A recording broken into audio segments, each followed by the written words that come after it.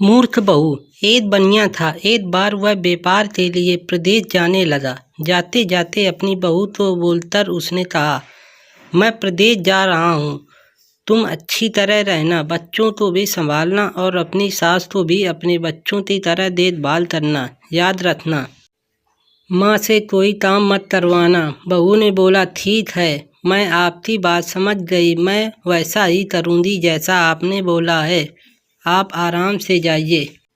बहू ने बात ध्यान में रखी। बनिया तो चला गया। बहू ने दूसरे ही दिन माँजी से कह दिया, माँजी, आपके बेटे मुझसे कह गए हैं कि माँ तो अपने बच्चों की तरह संभालना और उनको कोई काम मत करने देना। अब आप घर का कोई काम मत कीजिए, आप तो इन बच्चों के साथ खेलिए, खाइए और मौज करिए। माँजी गहरी सोच में पड़ गई। फिर बोली, बहू ठीक है, अब मैं ऐसा ही करूँगी। कुछ दिन बाद बहू ने अपनी बेटी के कान दिखवाए। इस समय बहू को अपने पति की यह बात याद आई थी, माँ को बच्चों की तरह ही संभालना है। इसलिए बहू ने माँजी के कान छिदवाने की बात सोची। उसने माँजी से कहा, माँजी चलिए, आपके कान छिदवाने हैं। सुनकर माँजी घबरा उठी। उन्होंने बहू से कहा, बहू, मुझे अपने कान नहीं छिदवाने हैं। क्या अब अपने इस बुढ़ापे में मैं कान छिदवाऊंगी? बहू बोली, जी नहीं माँजी, आपको यह करना ही होगा। मैं नहीं चाहती थी आपका बेटा मुझे कुछ कहे, इसलिए आपको मैं अच्छी से देखभाल करूँगी। मेरी दोनों आँखें बराबर हैं, जैसी लड़ती है वैसी ही आप भी हैं। माँजी मन ही मन समझ गई और सुनार के पास बैठकर उन्होंने अपने कान छिदवा लिए। सुनार ने कान छेदते और कान में धागा भी डाला। बहू जिस तरह रोज रोज लड़ती के कान में तेल डालती थी, उसी तरह माँजी के कान में भी लगाती थी।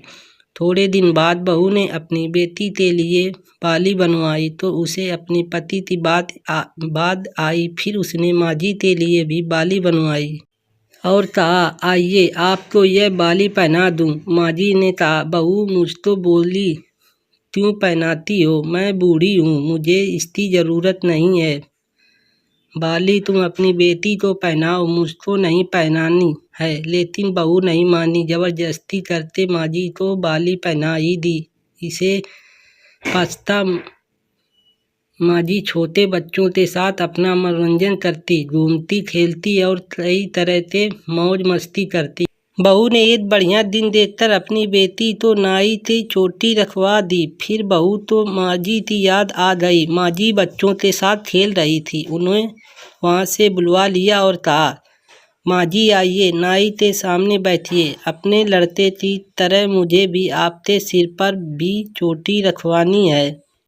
जब गोविंद की चोटी कटवाई है तो आपके क्यों ना कटवाऊँ, इसलिए आप जल्दी आइए। माँजी ने बहू को बहुत समझाया पर बहू टस से मस न हुई। आखिर माँजी नाई के सामने बैठी और उन्होंने अपने सिर पर चोटी रखवाई। बहू ने गोविंद को और माँजी को जो बोला वही किया। उसके साथ बाद में बहू रोज माँजी की चोटी में तेल डालती, चोटी गांठी और सर पर ओढ़नी डालकर माँजी को बच्चों के साथ खेलने के लिए भेजती। जब खाने का समय होता तो बहू उनको आवाज़ देकर बुलाती है। ऐसे ही रोज़ का हाल था। जब बेटा घर वापस आया तो सबसे पहले उसने बहू से माँ के बारे में पूछा थी, माँ कैसी है और कहाँ है, मुझे उसने आशीर्वाद लेना है। बहू ने बताया, माँजी तो बच्चों के साथ खेल रही है, यही सही होगी, आ गई जाएगी। बेटे ने पूछा, क्या कहते हो माँ, गली में खेलने लग गई है? गली में तो बच्चे खेलते हैं, क्या वृद्ध माँ कहीं खेलने जाती है? बहू ने कहा, मैं तो माँ को खेलने भेजती हूँ। आपने कहा नहीं था कि माँ को बच्चों की तरह रखना। मैंने तो लड़की की तरह ही माँ के भी कान हैं और कानों में बालियाँ पहनाई है। जब लड़के की चोटी रखवाई है तो मैंने माँ की भी चोटी कटवाई ली थी। जब मैं सबको खेलने भेजती थी तो माँ को क्यों ना भेजूं? मुझको सबके साथ एक सा व्यवहार करना चाहिए। पति समझ गया कि उसकी स्त्री अक्ल का दिवाला निकाल गई है। बाद में पति के कहने पर बहू ने माँ को पुकारा। माँ जी गली में से खेलती खेलती आई और अपने बेटे को देखकर उसकी आंखों में आंसू छलक आए। माँ की हालत देखकर बेटा भी दुखी हो उठा।